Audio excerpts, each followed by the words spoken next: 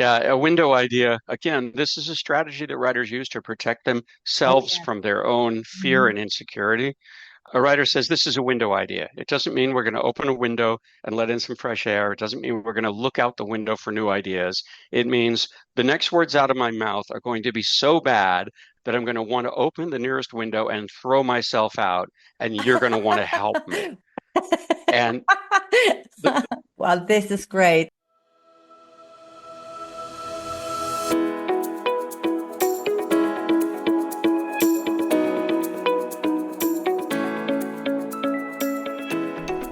Hello and welcome to my podcast, Tell Unforgettable Stories. Today, everything is a bit different because I have a wonderful guest in the house, John Vorhaus, who is a comedian, a comic writer, and a comic businessman. And he shares so much of his wisdom and knowledge about jokes, about how to create comedy, how to create comedy characters. He's even so generous to develop a whole storyline for a feature film with me. And he shares so much about life, about how to live a good life, a funny life.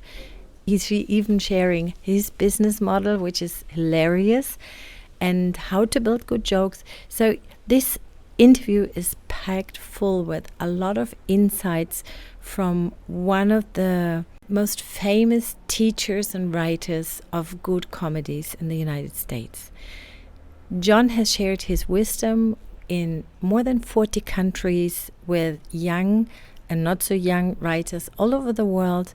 He has worked with Amazon and Netflix and so many broadcast channels and television channels. So he is a super experienced person, and he's also my superhero because when I was studying film, I never knew what was coming, but it turned out that I had a comic talent. I didn't know about this. I always thought I'm more like a drama queen and I don't really know so much about comedy, but it turned out that people laugh about my films. So I thought if they laugh about my films, I better learn more about comedy. That has helped me more than any other book was the Comic Toolbox from John Vorhaus. The Comic Toolbox has the subtitle, How to Be Funny Even If You're Not. And that is also the title of this show because I think we all want to be more funny and to be more fun to be around with in our life than we truly are. And that is something that John has a lot of wisdom about too, a lot of tips and how to be more funny than you really are, or how to be funny even if you're not. And I'm super excited to share this interview with you now.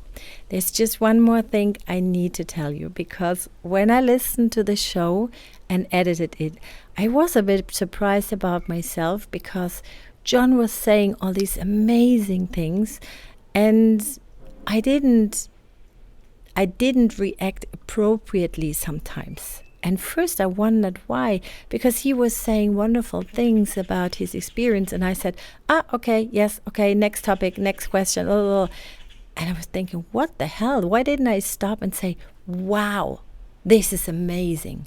Let's look at this again. But then I think what happened to me was stage fright. That's when you meet one of your superheroes. You're a bit excited, you're nervous to do something wrong. And I think that happened to me. So don't be surprised that I'm not all over John and not all over saying this is so wonderful and I'm so in awe. But listening again to it, I am in awe and I'm super happy and super honored that he came to my show and shared everything he did.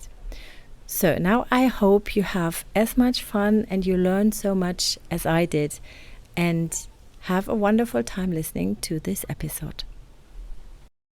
How did Donald Trump commit suicide? He climbed to the top of his ego and jumped off. Wait, the impact did not kill him. He died of starvation on the way down. Well, this is great. Did you do that job or is it No, it's actually, and this might be a good opportunity for us to segue into a conversation about Yes. comedy. This is actually a joke that they tell all over South America about people from Argentina. In South America, people from Argentina are thought to have big egos. I'll give you another example. Someone says to an Argentinian, you know what we call ego in our country? We call it the little Argentinian inside us all. And the Argentinian says, what do you mean little? And th this shows us that we can make discoveries or gain understanding about culture by jokes, even if we don't know the cultures that the jokes are about. It's very, very interesting. Yes. The controlling idea here is comedy is truth and pain. Hmm. If there is an underlying truth and pain of a situation that you can identify, then you can figure out how to make it funny. For the case of people living in South America dealing with Argentinians, their truth, it's not an objective truth, it's a commonly held understanding. Argentinians think they're better than the rest of us, and we have to put up with it. That's the truth and pain of that joke. Once you know that, you can kind of reverse engineer it and say, well, what other jokes can I make about the fact that we suffer from Argentinians' big ego? Not this, but something like this. How do you find the Argentinian on the freeway? Simply look for the biggest car. That's not funny, but it's on its way to being funny. I think if we workshopped it, we could find some comic exaggeration about the size of Argentinians' cars that would get us where we're going. Ah, okay. Oh. This is very interesting because I've been living in Mexico last year for 7 months and I met a lot of Argentinians and Chilis. Chileans, sure. Yes. And I didn't know that about the Argentinians. And actually, I met some really nice Argentinians. And do the Argentinians know what everybody's talking about? That they have a big ego? I think they do.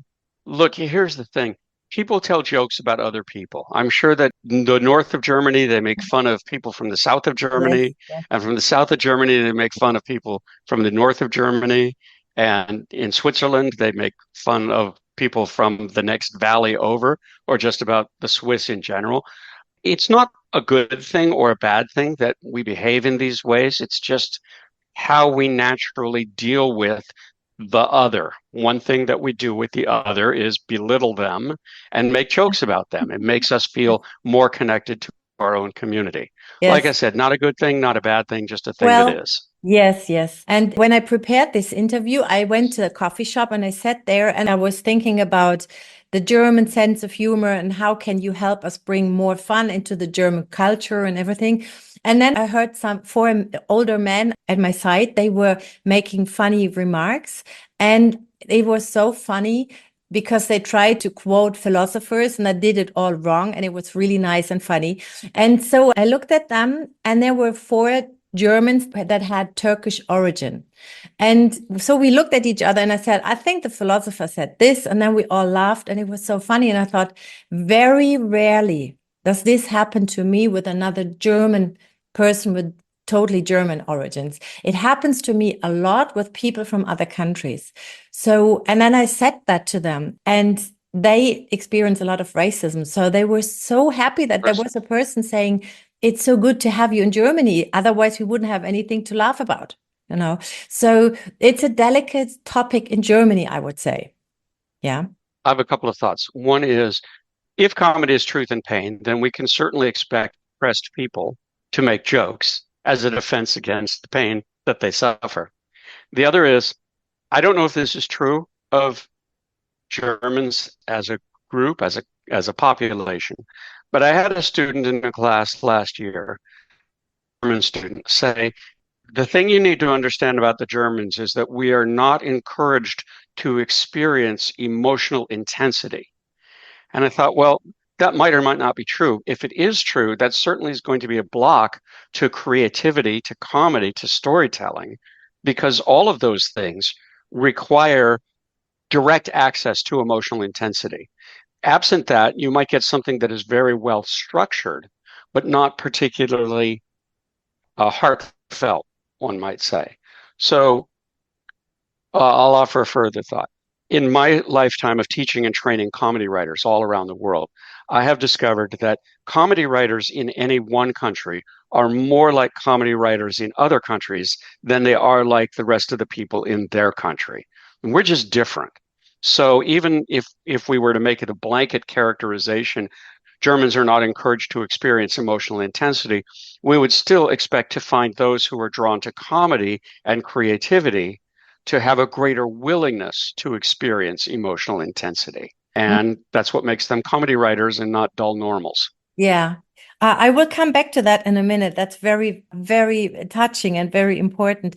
Anyway, let me introduce you. You are a great writer. You have written many books about all sorts of, you have written fiction books, you have written non-fiction books, you have written so many teleplays and screenplays. You've worked with my sheet of paper. You have worked with you have trained writers in more than 40 countries on 5 continents, all over the world. And you have, for one instance, written this very famous book that exists in German. And I will put the link to the German version in the show notes. That's called the Comic Toolbox. And I love this book. I've had it for at least 10 years and I did my homework, as you can see. And this book is called The Comic Toolbox, How to Be Funny Even If You Are Not. I love the subtitle. It's fantastic because for Germans, this is the biggest fear. I'm not funny. How can I make a funny joke? So what would be your 3 best tips how to be funny even if you're not? Well, the first is have a high willingness to risk. Recognize that most of the time, what you come up with won't exactly work as you first come up with it, and that's quite okay. So someone once asked me, can anybody be funny? And my response to that is anyone can be funny if they're willing to try. They can never be funny if they're not willing to try. Baked into this is a fear of failure. If I don't try, I never have to experience failure. So when I say embrace risk, be willing to risk, what I'm really saying is embrace failure. Or as I like to put it in simple terms, if you must fail, and you will fail, fail big. Then your failure itself is a victory. So that's tip number 1. Tip number 2 is the rule of 9, which says that for every 10 jokes we try, 9 won't work. And this looks like it's a huge failure rate of 90%. If you think about it, if you only have one joke, you have to invest 100% of your ego in that joke. And if that joke doesn't work, your entire ego is crushed. But if you have 10 jokes and you only expect one of them to work, then you only have to invest 10% of your ego in any one of those jokes. And for the ones that don't work, you can easily let them go because the emotional load is much less. So that's 2. And then the third is just for writers in general. If you want to be better, write more. If you want to write a lot better, write a lot more. There is a direct correlation between words on the page and success as a writer. There's no way around it. It's worth noting that most of what you write only serves to make you a better writer. It never actually reaches the market. And this is something that writers of all kinds have trouble taking on board. It feels like you have to serve an apprenticeship, and that's a good way of thinking about it. When you're an apprentice, you don't expect to create great outcomes. You simply expect to work on your craft and get better at it. And for me, in my practice, working on my craft and getting better at it is, one might say, my lifelong apprenticeship. And because it's foremost in my mind that I'm mostly focused on improving my craft, then when bad things happen, so-called bad outcomes, people don't laugh at the joke, they don't buy the script, they don't buy the book, they don't know me or think about me, I can let all of that go because my primary service is to myself and my practice. Yes. Okay. Thank you. These are really, really great tips. And I must say, and first is the willingness to risk. I mean, that's for all people who decide to work creative, I think, or maybe it's for everybody who decides to live really, or to have a happy life, to have the willingness to risk. And I love this. And the rule of 9 is fantastic because it puts the stress away. And I've never heard the third one, that write more to be better. And it's so true. But I'm interested about point 2 when you say only 1 out of 10 jokes is going to be really good and it's going to work. And I know that you've written a book about stand-up comedy, which is the next book I'm going to read by you. And I guess you've been on stage doing stand-up, have you? Oh yeah. Yeah. So And what do you do when a joke doesn't work? Is there an all-time favorite that you do? I have a lot of jokes that don't work. A lot of times they don't work simply because the audience doesn't have my frame of reference. The best thing one can do when a joke doesn't work on stage is simply to acknowledge that it didn't work. Uh-huh. Just in a pantomime kind of sense, okay, note to self, never use this joke again, that kind of thing. Because here's what happens when a stand-up comic fails on stage and doesn't acknowledge the failure. Then you have a situation where the comic is suffering and the audience is suffering, and they're both suffering for the same reason, that the comic told a joke that didn't work. If the comic does not acknowledge the reality of that, I just told a joke that didn't work, then the suffering simply continues. There's this unspoken tension. The audience no longer feels comfortable to laugh because it seems to them that the comic told a joke that didn't work and either doesn't realize it or is too afraid to acknowledge it. Mm-hmm. But stand-up comedy works best when there is a bridge or connection between the comic and the audience, an emotional bond. Mm-hmm. So simply saying, well, that joke didn't work. Note to self, no more 10th month abortion jokes, please. Oh God. Um, yeah, oh God. Then that's the way out of that trap. Yeah. Here's how I use it in writers' rooms. When you're working in a comedy writing room, the tension is really high, the pressure is really high, competition is really high. There's a lot of ego, there's a lot of fear, there's a lot at stake. And so many writers find themselves in a position, I have to pitch jokes. If I'm not pitching jokes, I'm not doing my job. But if I'm pitching jokes that don't work, I feel like I'm losing status or losing loyalty in the room. When I pitch a joke that doesn't work and nobody laughs, the next words out of my mouth are always, or something funny, which is my way of acknowledging I just told a joke that didn't work. You know it didn't work. Yes. We all know why I'm telling this joke. Mm-hmm. And please forgive me for ever Yes. thinking that I knew what I was doing.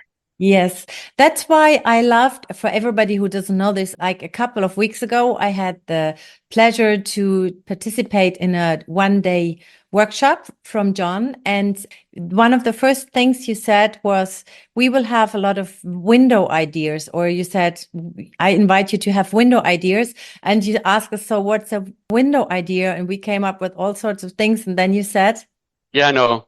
Yeah, a window idea. Again, this is a strategy that writers use to protect oh, themselves yeah. from their own fear Mhm. and insecurity. A writer says this is a window idea. It doesn't mean we're going to open a window and let in some fresh air. It doesn't mean we're going to look out the window for new ideas. It means the next words out of my mouth are going to be so bad that I'm going to want to open the nearest window and throw myself out, and you're going to want to help me. It's so great. And I told that I used it and like with a quotation from you with my new course so that they are not afraid of saying bad ideas. People in Germany are so afraid of making a mistake. Then they will say something and then they say, is it shit? Is it shit? I can come up with something new. We are so horrified about this, and it doesn't help us to be good in our creative job. When I'm in confronting that, I give the following exercise. Make a list of bad ideas. Challenge Mhm. people to go to the places that they would disapprove of with the understanding that that's the assignment.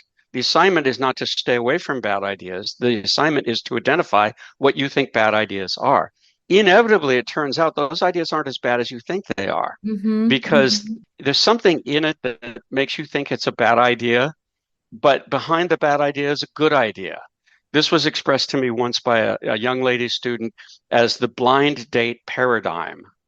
I said, sometimes you have to go through a bad idea to get to a good idea. And she says, oh, it's like going on a blind date. I said, well, what do you mean? She said, well, he might be horrible, but he could have a cute roommate. And the only way you get to meet the cute roommate is to go on a bad blind date. Yes, I'm yes. not sure if I'm willing to pay that price, but you can quickly see that your bad ideas are not as bad as you think. And if they are as bad as you think, then you've achieved your goal, which was to come up with bad ideas. Absolutely. It's a no-lose Yes. situation. Absolutely. And you also experience that other people have bad ideas too. This is a great exercise. I will steal it from you. I will steal like an You're artist. welcome to Okay. it. Okay. So before we dive into the topic of how to create comedy, how to create comic characters, that's the pick of the day, so to say.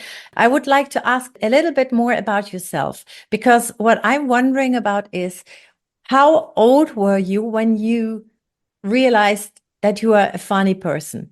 Or did you realize you're not funny at all? Or how did it happen that your profession was to create comedies and teach other people how to create comedies?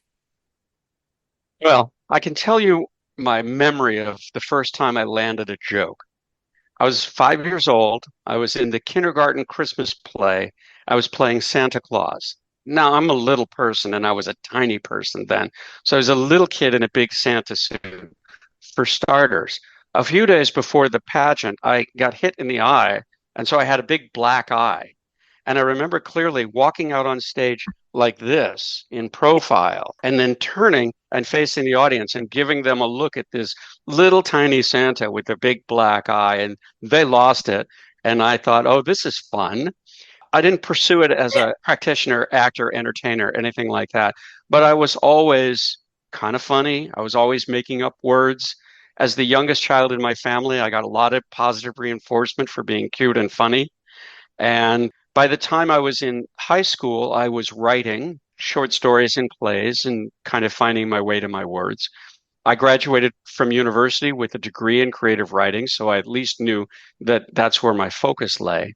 I spent a couple of years out of college doing advertising, and then I quit. I bailed out of that career while I still had time because I definitely didn't want to get stuck in it. I spent 5 years as a singer-songwriter, singing and playing guitar, kind of like Bob Dylan. Ooh.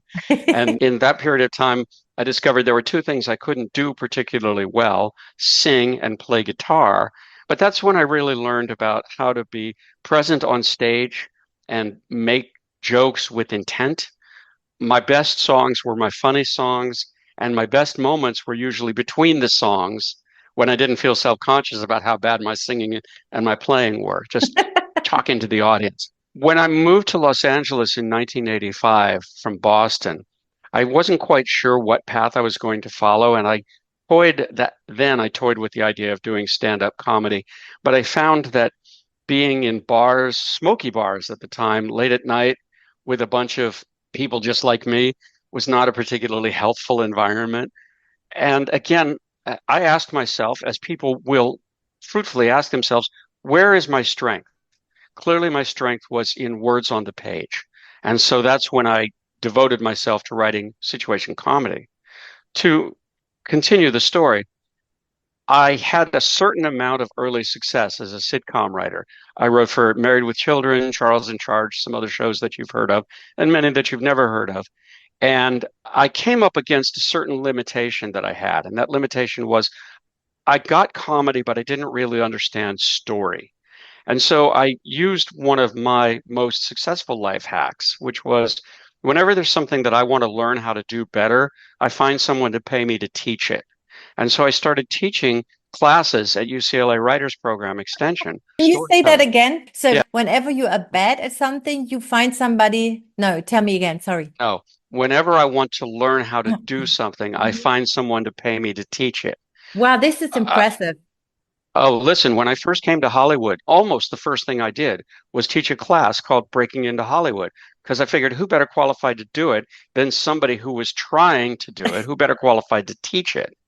And also, one of the things that I was teaching was if you're going to be successful in Hollywood, you have to find a way to make money that doesn't cost you too much time. Because if it costs you too much time, you're never going to have time or mental energy to do the necessary work on your craft. Well, it turned out that I could teach that class for $30 an hour, which was like 5 times more than I could make being a typist in an office. So I was very profoundly practicing what I preached. For me, the crisis came when I found myself saying, I seem to be two people. I seem to be a writer, and now I seem to be a teacher. And I've heard this expression, those who can't do teach.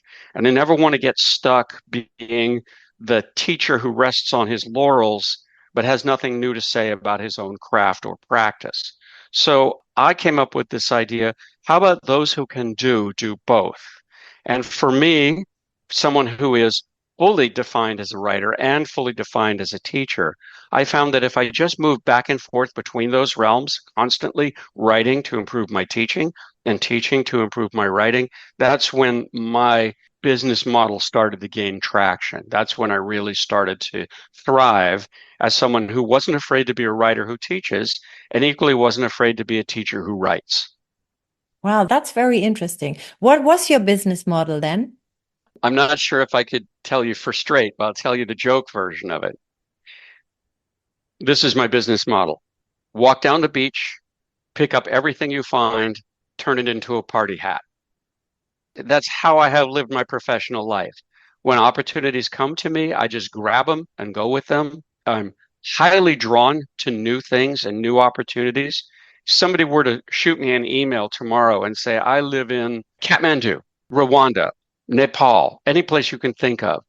If it's a place I've never been before and they want me to go there, I'm on my way because I'm so drawn to the new. So yeah, my business model Mm. is really walk down the beach, pick up everything you find and turn it into a party hat. More prosaically, my wife and I have a family motto, which is never leave money lying on the table, which is a great way of embracing opportunity. Again, we think about it from a writer's point of view.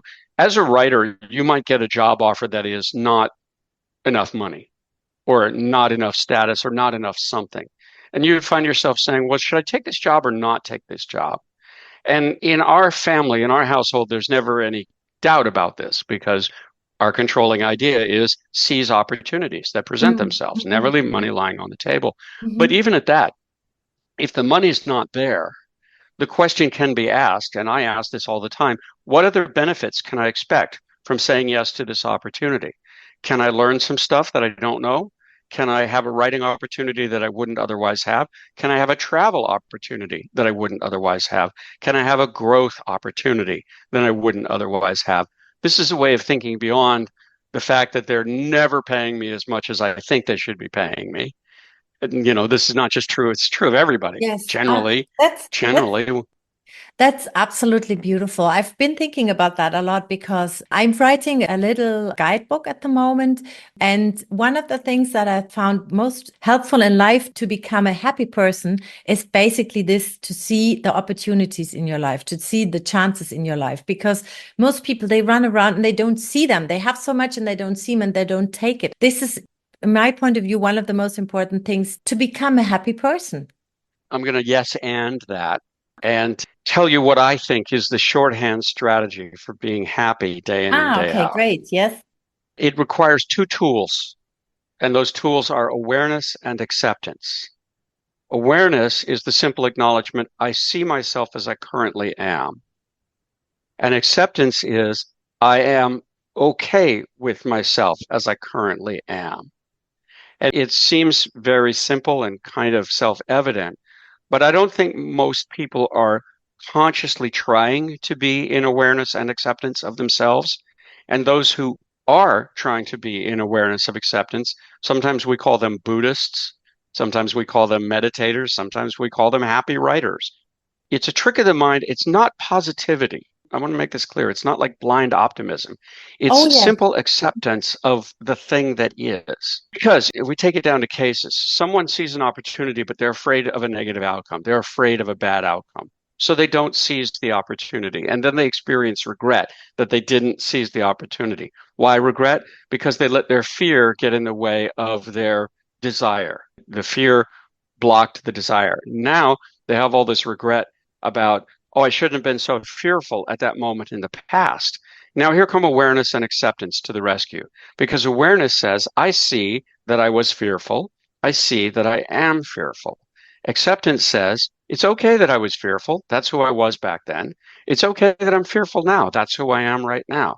What lies ahead is yet to be determined. I can make the choice to try to be less fearful and more accepting, more generous of spirit to myself as a practical day-to-day manner that's no more or less a habit of life than brushing one's teeth. This is beautiful. Thank you so much for sharing this. This is really beautiful. So, I would like to move over to the topic of comedy even more right now. And for today, I just picked because your book, the Comic Toolbox, that is not pink in the German version, it's black and white in the German version, but it's still good. Okay. You have a lot of wonderful things there, how to create comedy. But today, I would like to concentrate on comic characters because for me, this is the center of comedy to have a comic character. And this was what was really interesting for me on your workshop. And I think it's because I never thought I was funny and I never even wanted to be funny. When I went to film school, I remember that in the talk at the beginning, the director, we talked and then he said, so could you imagine to do something funny? And I said, funny? No, because I was thinking I'm coming from a drama, from a family full of drama, and I was the only funny person in the family. And they always said, it always has to be funny for you. That's too bad. It always has to be funny. So I was thinking to be funny is something bad. And I was more the dramatic type. And then it turned out that people laughed about my films. Right from the start, from the short films, they laughed about the films.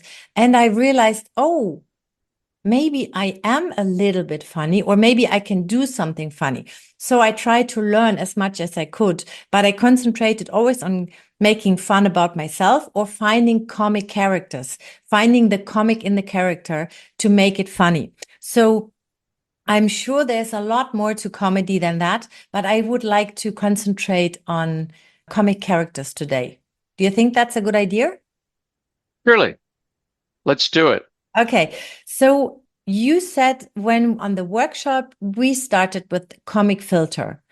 And is comic filter the same as the comic perspective? Comic filter is the same as comic perspective. Okay. It's Okay. just over time I figured perspective is 3 syllables and filter is only two Yes. syllables. It's a Yes. simpler word. Yes. Yes. I've tried to make things simpler as I go along. So a comic filter is a comic character's way of viewing reality. Simple, strong, clear way of apprehending reality. You can have a person whose comic filter is foolish, for example, and this is a person who will simply misunderstand everything she sees. You can have another character whose comic filter is greedy, and this person will want to interpret everything in terms of how can I get more money. You can have a liar, a truth teller, liberal, conservative, male, female, old, young. All of these are common comic filters. What makes it different from a dramatic filter is the character's commitment to it. In the real world, people have ways of looking at reality that are complex and balanced because we are normal people driven with a normal sense of self-understanding. In the comic world, this is not true. The best comic characters will have a single, strong comic filter or point of view through which they shove all of reality without exception. And this is what drives them out of the normal world and into the comic world. If we were to look at an example, we can look at an Yes. example of someone like John Cleese as Basil Fawlty in Fawlty Towers. I don't know if anybody remembers Fawlty Towers. It has become kind of an evergreen. Well, let's take a different example. Let's take Phoebe from Friends, because there's someone that I think most of your Yes. listeners will know. If you don't Yes. know Friends, maybe go back and watch 10 seasons worth and get your sitcom education there. So Phoebe's comic filter is naive. She views the world through a lens of innocence. And this means that when somebody threatens her, she's protected from the threat because she doesn't perceive it as a threat. We can see in this sense that the comic filter is actually a shield that the character holds up to protect herself. To take another example, we can look at Sheldon Cooper from Big Bang Theory. His Uh-huh. comic filter is I'm smarter than everyone. And all of his actions and all of his stories are oriented around the goal of proving to himself that his comic filter is true, that I am, in fact, better than everyone. This leads us to a discovery that I made only recently, like in the last couple of months. On the last trip that I made to Europe, I finished up that trip in London with a creative team from Amazon. And the question on the table was, what's the difference between comedy and drama really?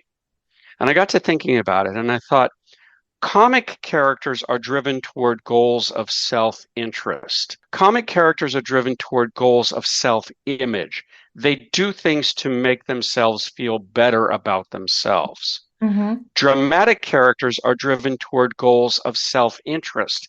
They do things in order to achieve better outcomes for themselves. So we can look at a typical pairing, a wedding type movie. Imagine, we'll call this movie the generic wedding movie. And we know that the protagonist of the generic wedding movie is going to be a young woman who wants love. She is a dramatic character seeking a dramatic goal. Get that guy, overcome all obstacles, find love, live happily ever after. Inevitably, we find that she has a sidekick who has an attitude of, let's say, as an example, I'm a ballsy chick. I hope you understand what that means. Yes, yes. I'm a strong and formidable woman who will do anything. So that character will spend the entire movie doing things that reinforce her idea, I can do anything, rules don't apply to me. The dramatic character will drive the story, and the comic character will drive the comedy because their goals are different. The dramatic character wants something that represents a win, a good Mm-hmm. outcome for them, and the comic character wants something that represents a psychological win. They get to feel better about themselves. Oh, this is really interesting. I've never heard that, but it's a very good description. So I think I heard you say once that your comic filter is the world is my circus. Mm-hmm. Yeah. Yep. So what does it mean if we exaggerate it? Because exaggeration comes into place for comedy. Maybe you can explain that? Sure. Let's start by saying that comedy is drama plus exaggeration. Or Hmm. let's say comedy is reality plus exaggeration. That might be a better way to look at it. Hmm. Now, my comic filter is the world is my circus. What that means is I have a very, very playful and whimsical attitude and accepting attitude. Things happen to me and I'm willing to accept them for their entertainment value, we might say. But I'm still a normal person in the normal world, and I still have to think about how do others perceive me? How do I keep myself safe? Whatnot. I'm realistic. But if we take this idea, the world is my circus, and exaggerate it to the maximum, this guy is the most committed in all the world to the idea that everything is here for his entertainment. Now, look what happens when we put this character in conflict with a policeman, for example. He will win the confrontation because he refuses to believe that the policeman has any job other than to entertain him. Hmm. Policeman wants to arrest him, and it's, oh, look at these shiny handcuffs. Aren't they pretty? How do they work? Isn't this fascinating? The comic character's comic filter denies normal reality, and that's what makes it funny. Ah, So okay. the question will be asked of you, Catherine, what is your comic filter? Yeah, well, I discovered my comic filter in your workshop. I'd never thought about it, but you explained to us what is it, and I didn't know what it was. And then I had to think of my best friend who said a couple of days ago, everybody can see that you are a difficult person. And I said, what? Difficult? I'm not difficult. She said, oh, yes, you are. And I said, well, explain it to her. Anyway, she said, you are difficult. So I was very shocked. I went back home and I asked my husband, I said, do you think I'm difficult? And he said, oh, yes, you are. And I said, what the hell? I'm 52. I'm an easygoing person. I'm the most friendly person in the world. How come people think I'm difficult? So then I told you that. And you said, so then your comic filter is I'm easygoing, I'm friendly, I'm not complicated. How would you name it? I'm not difficult. I'm not difficult. I'm Okay. I'm not I'm easy. Let's boil it down to those words. I'm easy. Now, we know that you're a real person in the real world. You have a complex blend of attitudes and filters. But if you were a comic character, Yes. then we Yes. would get rid of everything else and just focus on I'm easy and exaggerate it to the maximum. And we'd start to ask ourselves, how does a person who thinks she's easygoing behave in situations? And we would find that no matter how bad the challenge is, can you hold these 2 bags of groceries for me? Of course, I'm easy. Well, can you also hold this case of beer on top of the 2 bags of groceries? Absolutely, I'm easy. Can you carry them across the street? Sure, I'm easy. Can you carry them across the street in the face of onrushing traffic, even though it's going to get you killed? Yes, of course, because I'm trying to defend to myself my self-image, which says I'm easy. No matter how bad things get, I Okay. will always accept them. So here we can see that the picture you have in your mind exaggerates to the point where it becomes a shield to protect you. In order to feel good about yourself, you have to prove to the world that you are completely easy and easygoing. Why? Because everybody thinks you're difficult. And if people think you're difficult, that makes you feel bad about yourself. So we can say, again, the comic character's job is to feel good about herself.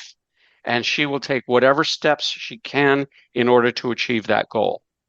Do you think then that, for example, some sort of climax for that kind of film would be that this person who thinks I'm so easy going, that she would get a real big anger attack, that she would get really, Sure, really frustrated sure, and angry?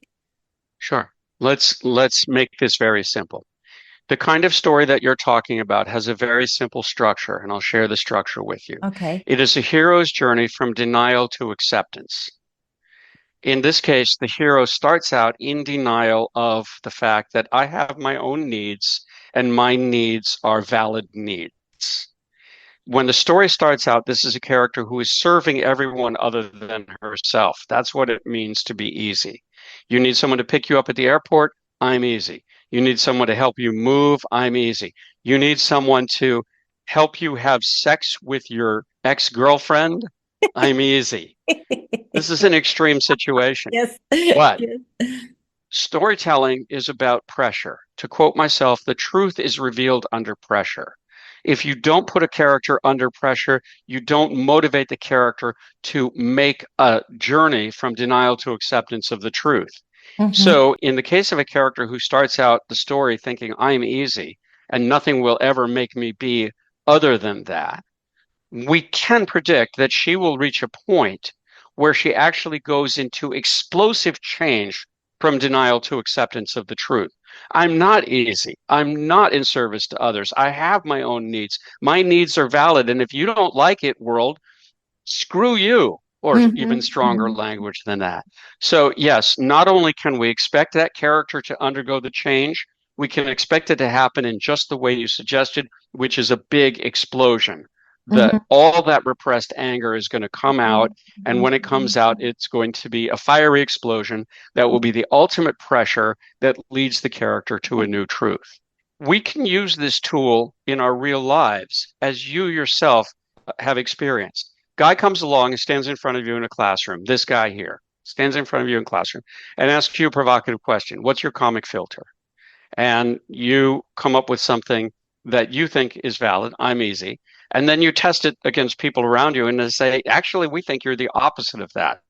Now you are under pressure. A new idea has been introduced to you. And that idea is maybe I'm not seeing myself the way others see me.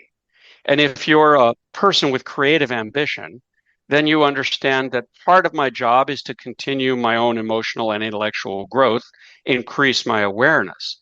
So you are now in this moment a character in the story of your life on a journey from denial to acceptance of one or another of the important truths that occupy your time and your mind day in and day out. Yes, yes. That's great. I really fell in love with the idea. And although that, thank you so much. It's very inspiring. I want to go on with this story because what's important for comic characters is also flaws and humanity. Let's go there too in a minute. But I just wanted to share that it was really a catharsis for me in your classroom to think of myself as shit, I'm difficult and it's okay. It's okay to be difficult because in a way, I worked as a director for a long time for television, and that it is very quickly that they say, this woman is difficult. And you are very quickly difficult. And for the same things that a man does, but if you do them as a woman, you are difficult and they don't want to work with you. So we female directors, we don't want to be called difficult because we are afraid that we will not get another job. And so I was thinking, Jesus, I did so many things. I lied to myself and I lied about myself just so people would not think I'm difficult. But I thought, yeah, maybe I'm difficult, and it's okay. I want things to be done my way. I have special needs and I have special whatever. And it's so nice to tell a story about this, about a woman who finally agrees to say, I might be difficult, but that's great. That's who I am, you know? So that was what was fascinating for me when in your class. Well, let me offer this. If you're a director who's difficult, you're difficult for a reason, and that reason has to do with your creative vision. So maybe the next time somebody says you're difficult, your answer is, I'm not difficult. I'm simply humble in service of the work. I have a vision of the work that I'm trying to execute. And as I try to execute my vision, I frequently find myself in conflict with other people whose creative vision is different from mine. When I experience that conflict, I collaborate, I choose, I make decisions. I recognize that as the director, I have responsibilities, and those responsibilities have to do with controlling and nurturing the vision of the project as I understand it. But let's be clear, it's not me, it's not my ego. I'm in service of the work. My desire is to make the work as good as I can make it according to my understanding. If you perceive that as difficult, I'm sorry, I don't intend to be difficult, but I do intend to be not just humble in service of the work, but also quite staunch in service to the work. I am determined to make it the best thing I can, kind of whether you like it or not. That's great. You're fantastic. That's one of the type of advices that you give in your new book. Is that possible? Because you have a new book out that's called It's called The Book of The Practice, Book How of to Do Better What You Want to Do Well. Yeah. And Is I, that a book about how to live a creative life and do the best creative work you possibly can? partly my consulting practice ranges from comedians and actors and writers and artists at one end of the spectrum to people trying to get into top business schools at the other end of the spectrum and Oh, other professional endeavors. Yeah, I know. It's quite wild. So when I was creating this book, The Book of Practice, I asked myself, what is the thing that connects all forms of practice? And it turns out that the thing that connects all forms of practice is the desire and the need to improve practice. So whether your practice is sculpting or entrepreneurship, you still have to ask yourself, what tools and skills do I need? And how can I improve my use of these tools and skills? And what goal or end am I serving with them? So one could say that no matter what your practice is, whether it's sculpting or selling or hmm. science or sport, there are things underneath that are worth looking at. And these things include, how do I do what I do? How can I do my work better? How can I address the fears that are always attendant to any endeavor of any kind? And how can I use the growth that I'm experiencing to increase my self-awareness and self-acceptance so that I can do more growth and have better outcomes later on? What the book is intending to do is to create a virtuous circle where the more work you do, the better you understand yourself. The better you understand yourself, the more willing you are to accept yourself. The more you are willing to accept yourself, the more work you can do, the more work you can do, and so on. You Oh, this improve. is And fantastic. Do you think that creative people or that people who let creativity into their life are bound to be more successful in life? then if they didn't make that Yes. choice, Yes. yeah, I mean, let's define successful. I define successful as enjoying your days. To me, success is enjoying your days. Hmm. That's a very narrow definition, and it doesn't have anything to do with, making money and whatnot. But we will want to be aligned with our higher goals. And if we are aligned with our higher goals, we will be happier simply because we are aligned with our higher goals. So to go back to your question, if I'm a young serial creative entrepreneur, someone who says, I'm 20 something years old, I just graduated from German film school, and I'm now what? Trying to figure out what happens next. I would say, start by asking yourself, what are you good at and enjoy doing? Then Hmm. ask yourself, what purpose do you want to serve in his life? What will make you feel like your life mojo has been well spent? And then look at what you might do in terms of activity that exists at that intersection. To take you as an example, you are a director. You're good at it. You enjoy doing it. You also, it seems, have some ideas about the way women in this industry are perceived. So you might have a mission that involves getting people to rethink their thoughts about women directors in Germany. And if you set out to make a short film that uses your director's skills to speak the truth of how men and women view professional women, you're operating at the exact intersection of passion and purpose. And to your Mhm. original question, will you be happier doing that? I say absolutely, simply because Mm, there'll never mm, be any doubt in your mind whether you're doing mhm. something that's valuable or not. Oh, yes, I totally agree. And I do think that people don't allow themselves enough to be creative, because I do think that most people want to do creative stuff. They want to create. This is what we are. And I also agree that success is happiness, but success, it can also be abundance or money even.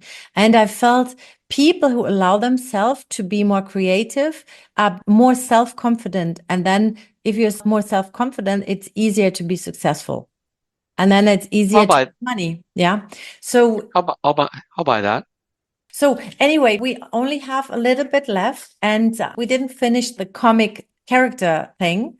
I really would like to, because I really like the story that you created about the woman that's difficult and thinks she's not difficult.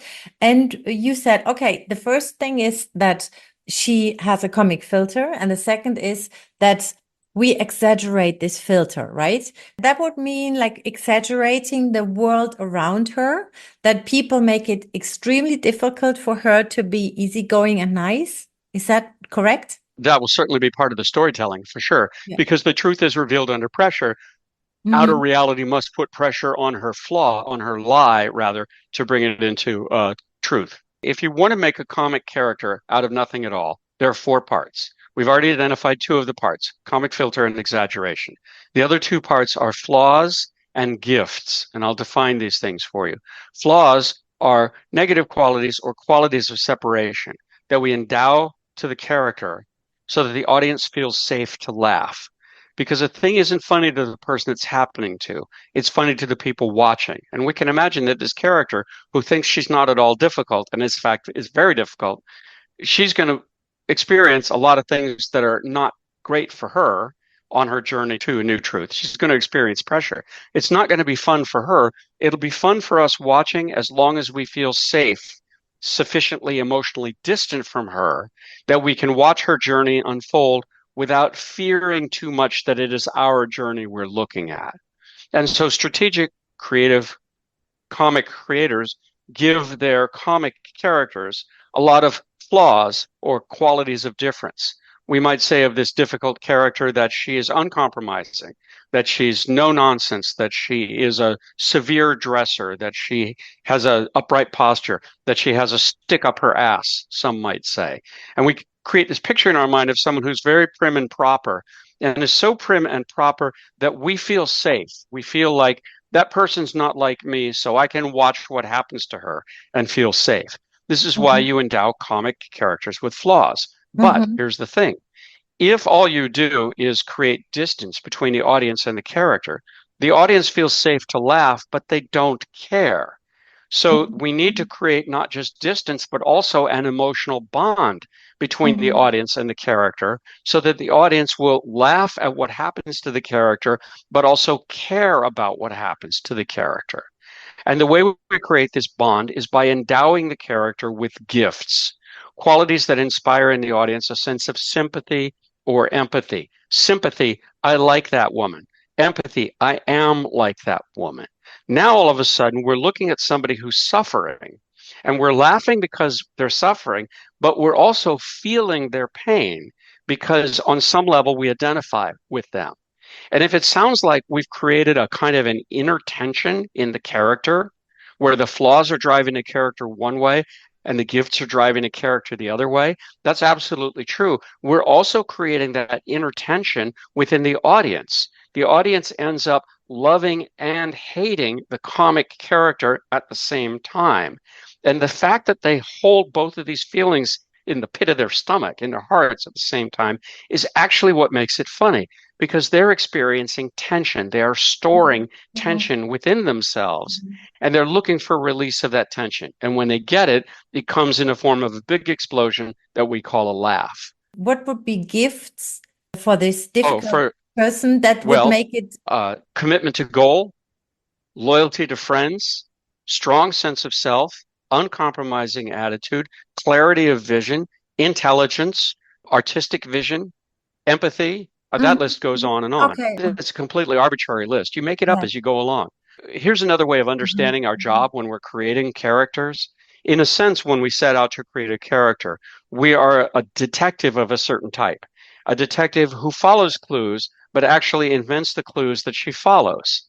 Uh-huh. So we start out by saying, here's a character whose name is Sybil. That's the first clue. Okay, what do we know about Sybil? She has a comic filter of angry all the time. That's the second clue. Now that I know that I have a character whose name is Sybil and she's angry all the time, what flaws can I expect this character to have? And now some more clues materialize. Well, if she's angry all the time, then she probably has a bad attitude, drinks too much coffee, poor impulse control, objectifies other people, thinks she's better than everyone else, thinks she's worse than everyone else. All of these things will add up to a person who's really angry. More clues. Now that we know what her flaws are, what can we imagine that her gifts are? Well, she'll stop at nothing to achieve her goals. She wants to be better. She feels like her anger is justified. Maybe her anger is justified. Now, all of a sudden, in the time it took to say the words, we have a snapshot of a character that we can start putting into story and find out how that character is going to behave.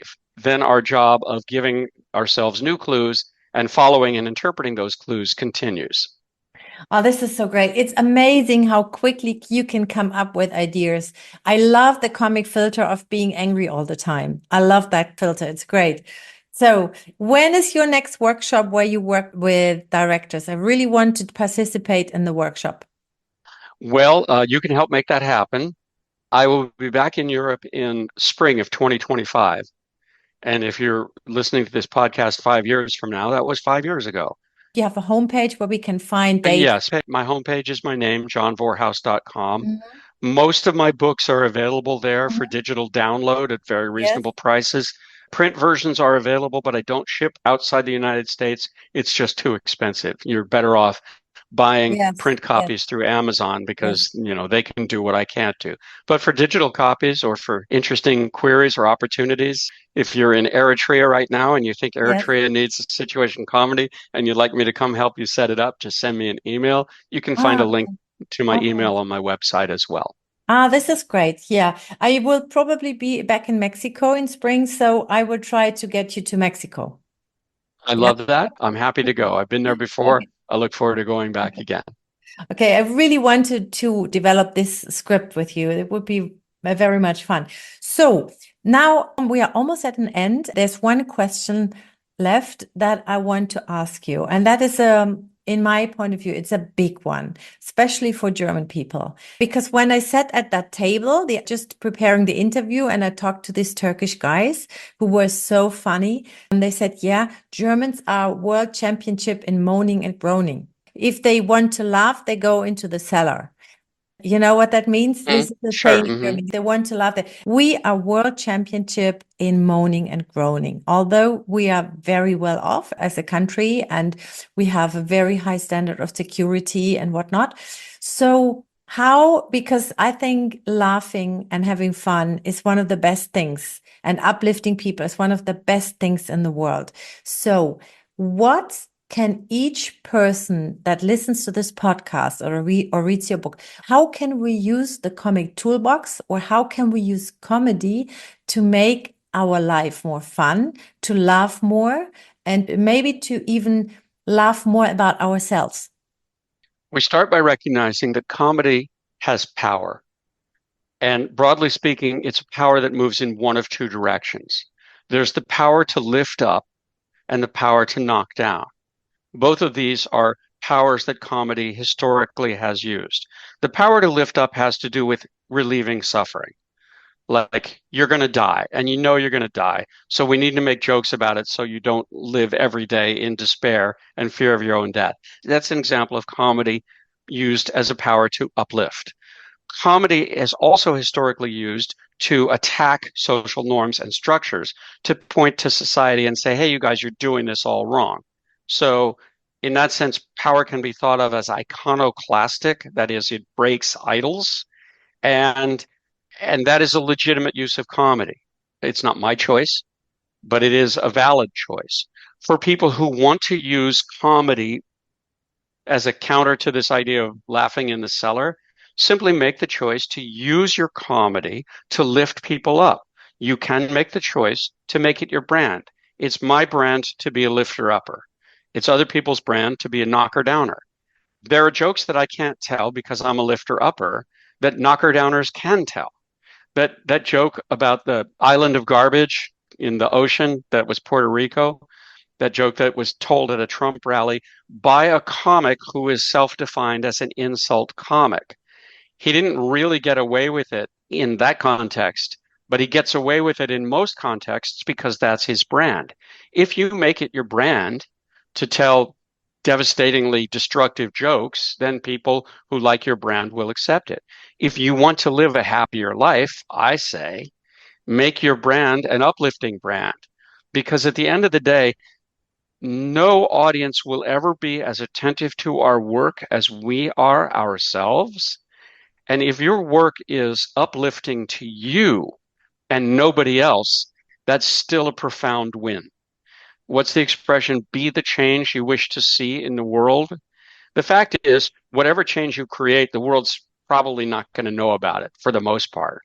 But if you are being the change you want to see in the world, at least your world is getting better because you are making it better by the choice to make it better. That sounds a little California New Age, perhaps, but the Buddhists had it right. They said there is this thing called right action, right mind. If you want to change your mind, start by changing your action. If you don't believe you're a lifter upper, pretend to be a lifter upper for a while, and eventually your brain will figure out, hey, I've been pretending this so long. Turns out I actually am. Yes. And that's how change is manifested in human life, according to a self-described expert in everything. Thank you. This is wonderful. This is really wonderful. Just one more question, and then I let you go. I have always been amazed about, I'm particularly amazed about American comedians who make great jokes about themselves. Somehow I really like people making jokes about themselves. And even they make jokes about serious things or about big flaws that they have. And what is the tool? If you have something stupid happening to you, or you have something very annoying happening to you, what is the step that a person has to do to turn it into something funny, to get into a distance and to say, well, one day I will be laughing about this? I'm not sure I can give you a direct example, so I'll give you an indirect example. I told you I was a singer-songwriter for a bunch of years. And one of the things I discovered was whenever anything bad happened to me, there was always the value of writing a song about it. Like the worse it was, the greater an opportunity it was to write an emotionally heartfelt song about how horrible I was feeling. I think the same is true in comedy. You experience bad things, but that trick of your mind that says, I'm going to turn this into a joke, starts out as a defense mechanism against the bad thing, and then becomes part of your understanding of what makes you work creatively. Add to this a certain fearlessness that says, I will speak my truth and not worry about whether people like my truth or don't like my truth, because whether they like it or not doesn't matter. They're not responsible for my self-image. Only I am responsible for my self-image. So if I tell a joke that somebody doesn't like or doesn't accept or makes them think badly about me, well, there's two kinds of people in this world. There's me and everybody else. And the only opinion that really matters is mine, because I'm the only one who has to live inside my head day after day. And the minute I let other people's opinions into my head, I'm doing myself a disservice. Okay, dear John, it was such a pleasure to talk to you, to listen to you, to learn from you. And I'm sure this is true to everybody who's listening to this podcast. I thank you so much from the bottom of my heart to come here into the show. My very great pleasure. Thank you for having me. So this was my talk with John Vorhaus. I hope you liked it as much as I did. And if you liked it, I'd be so happy if you could give me like a 5-star review or write a little text about my podcast on Apple Podcast or on Spotify. And also, the way he ended his talk was very similar to the way I always end my talk, because I always end it with saying, and if something doesn't work out in your life and you have trouble, don't worry about it, because someday you will make an exciting story about this. So with this, I will let you go. And just one thing you should know, there will be more English interviews in the next months. And also, I will start to offer my storytelling classes in English. So if you are interested in writing a killer diller, captivating non-fiction book, stay tuned, because there's a lot more to come in the second half of this year for my English community. Have a wonderful day. Bye-bye.